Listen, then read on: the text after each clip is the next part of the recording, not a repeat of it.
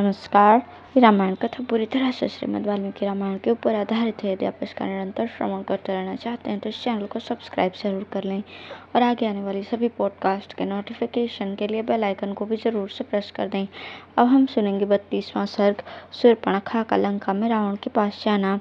उधर शूर्पणखा ने जब देखा कि श्री राम ने भयंकर कर्म करने वाले 14,000 राक्षसों को अकेले ही मार गिराया तथा युद्ध के मैदान में दूषण, खर और त्रिशिरा को भी मौत के घाट उतार दिया, तब वो शोक के कारण मेघ गर्जना के समान पुनः बड़े जोर जोर से घोर चित्कार करने लगी।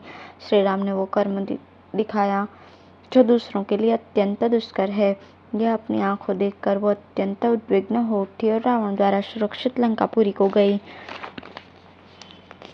वहां पहुंचकर उसने देखा रावण पुष्पक विमान के ऊपरी भाग पर बैठा हुआ है। उसका राजोचित तेज उद्दीप्त हो रहा है तथा मरुदगणों से घिरे हुए इंद्र की भांति वो आसपास बैठे हुए मंत्रियों से घिरा है।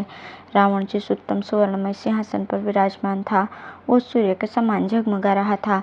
जैसे सोने की ईंटों से बनी हुई वेदी पर स्थापित अग्निदेव घी की अधिक आहुति पाकर प्रज्वलित हो उठे हों, उसी प्रकार उस स्वर्ण सिंहासन पर रावण शोभा पा रहा था।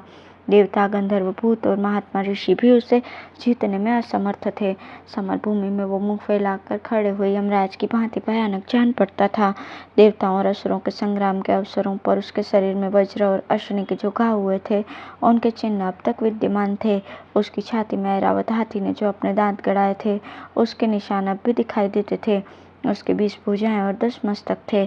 उसके छत्र, चंवर और आभूषण आदि उपकरण देखने ही योग्य थे। वक्षस्थल विशाल था। वो वीर राजोचित लक्षणों से संपन्न दिखाई देता था। वो अपने शरीर में जो वैदुर्य मणि का आभूषण पहने हुए था उसके समान ही उसके शरीर की कांति भी थी। उसने सपाए हुए सोने के आभूषण भी पहन रखे थे। उसकी भुजाएं सुंदर, दांत सफेद, मुख बहुत बड़ा और शरीर पर्वत के समान विशाल था। देवताओं के साथ युद्ध करते समय उसके अंगों पर सैकड़ों बार भगवान विष्णु के चक्र का प्रहार हुआ था। बड़े बड़े युद्धों में अन्य अन्य अस्त्र शस्त्रों की भी उस पर मार पड़ी थी। देवताओं के समस्त आयुधों के प्रहारों से भी जो खंडित न हो सके थे, उन्हीं अंगों से वो अक्षोभ्य समुद्रों में भी क्षोभ पैदा कर देता था। वो सभी कार्य बड़ी शीघ्रता से करता था।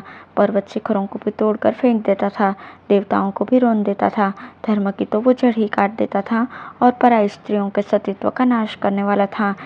वो सब प्रकार के दिव्यास्त्रों का प्रयोग करने वाला और सदा यज्ञों में विघ्न डालने वाला था।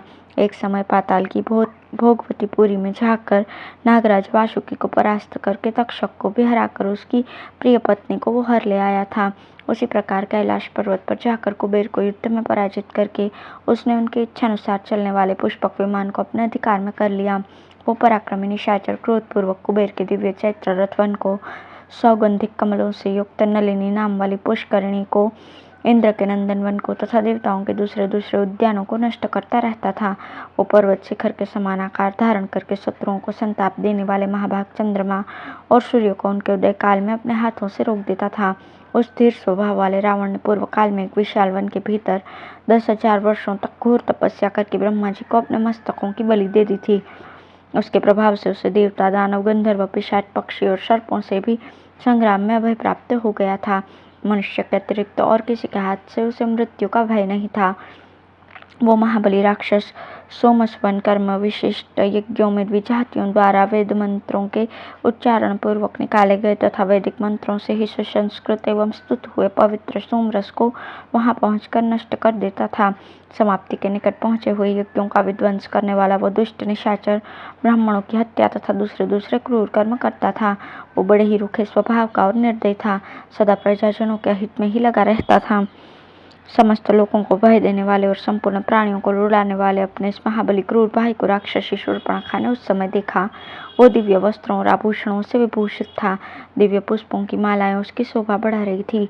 सिंहासन पर बैठा हुआ असुर राज पुलत्स्य कुलनंदन महाभाग दशग्रीव प्रलय काल में संहार के लिए उद्यत हुए महाकाल के समान जान पड़ता था। मंत्रियों से घिरे हुए शत्रुहंता भाई रावण के पास जाकर भय से विह्वल हुई वो राक्षसी कुछ कहने को उद्यत हुई। महात्मा लक्ष्मण ने नाक कान काटकर जिसे कुरूप कर दिया था तथा जो निर्भय विचरने वाली थी वो भय और लोभ से मोहित हुई शूर्पणखा बड़े बड़े चमकीले नेत्रों वाले अत्यंत क्रूर रावण को अपनी दुर्दशा दिखाकर उससे बोली,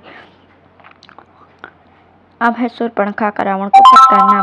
उस समय शूर्पणखा श्री राम से तिरस्कृत होने के कारण बहुत दुखी थी। उसने मंत्रियों के बीच में बैठे हुए समस्त लोगों को रुलाने वाले रावण से अत्यंत कुपित होकर कठोर वाणी में कहा, असुरराज, तुम स्वेच्छाचारी और निरंकुश होकर विषय भोगों में मतवाले हो रहे हो। तुम्हारे लिए घोर भय उत्पन्न हो गया है। तुम्हें इसकी जानकारी होनी चाहिए थी, किंतु तुम इसके विषय में कुछ नहीं जानते।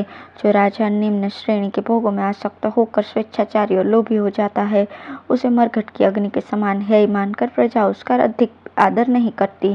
जो राजा उचित समय पर स्वयं ही अपने कार्यों का संपादन नहीं करता, वो राज्य और उन कार्यों के साथ ही नष्ट हो जाता है।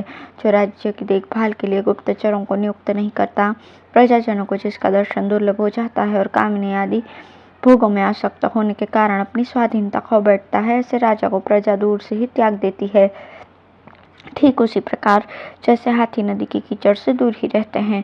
जो नरेश अपने राज्य के उस प्रांत की, जो अपनी ही असावधानी के कारण दूसरे के अधिकार में चला गया है, रक्षा नहीं करते, उसे पुनः अपने अधिकार में नहीं लाते, वे समुद्र में डूबे हुए पर्वतों की भांति अपने अभ्युदय से प्रकाशित नहीं होते। जो अपने मन को काबू में रखने वाले एवं प्रयत्नशील हैं, उन देवताओं, गंधर्वों तथा दानवों के साथ विरोध करके तुमने अपने राज्य की देखभाल के लिए गुप्तचर नियुक्त नहीं किए हैं। ऐसी दशा में तुम जैसा विषय लोलुप चपल पुरुष कैसे राजा बना रह सकेगा। तुम्हारा स्वभाव बालकों जैसा है। तुम निरे बुद्धिहीन हो, तुम्हें जानने योग्य बातों का भी ज्ञान नहीं। ऐसी दशा में तुम किस प्रकार राजा बने रह सकोगे। जिन नरेशों के गुप्तचर, कोष और नीति ये सब अपने अधीन नहीं है, वे साधारण लोगों के ही समान है। गुप्तचरों की सहायता से राजा लोग दूर दूर के सारे कार्यों की देखभाल करते रहते हैं, इसलिए वे दीर्घदर्शी या दूरदर्शी कहलाते हैं। मैं समझती हूँ तुम गंवार मंत्रियों से घिरे हुए हो, तभी तो तुमने अपने राज्य के भीतर गुप्तचर नहीं रखे। तुम्हारे स्वजन मारे गए और जनस्थान उजाड़ हो गया, फिर भी तुम्हें इसका कुछ ज्ञान नहीं। अकेले राम ने जो अनायास ही महान कर्म करने वाले हैं, भीमकर्मा राक्षसों की 14,000 की सेना को यमलोक पहुंचा दिया, खर और दूषण के भी प्राण ले लिए, ऋषियों को भी अभयदान कर दिया तथा दंडकारण्य में राक्षस की ओर से जो विघ्न बाधाएं थी, उन सबको दूर करके वहां शांति स्थापित कर दी। जनस्थान को तो उन्होंने चौपट ही कर दिया। तुम तो लोभ और प्रमाद में फंसकर पराधीन हो रहे हो, अतः अपने ही राज्य में उत्पन्न हुए भय का तुम्हें कुछ ज्ञान नहीं।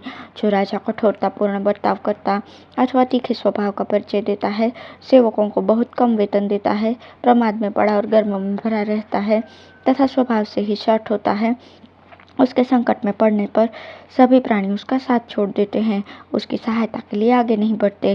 जो अत्यंत अभिमानी, अपनाने के अयोग्य, आप ही अपने को बहुत बड़ा मानने वाला और क्रोधी होता है, ऐसे नर अथवा नरेश को संकट काल में आत्मीय जन भी मार डालते हैं।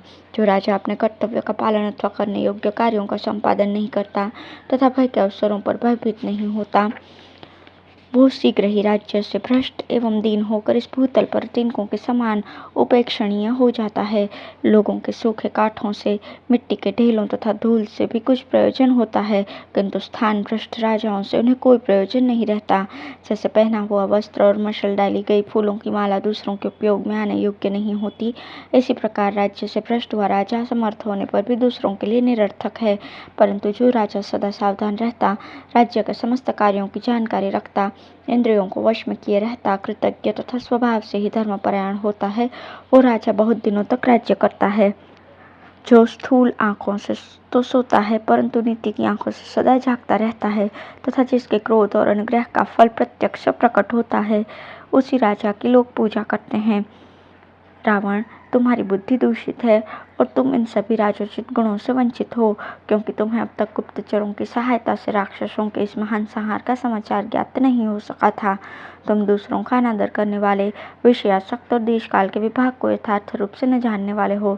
तुमने गुण और दोष के विचार एवं निश्चय में कभी अपनी बुद्धि को नहीं लगाया, अतः तुम्हारा राज्य शीघ्र ही नष्ट हो जाएगा और तुम स्वयं भी भारी विपत्ति में पड़ जाओगे। शूर्पणखा के द्वारा कहे गए अपने दोषों पर बुद्धिपूर्वक विचार करके धन, अभिमान और बल से संपन्न वो निशाचर रावण बहुत देर तक सोच विचार एवं चिंता में पड़ा रहा।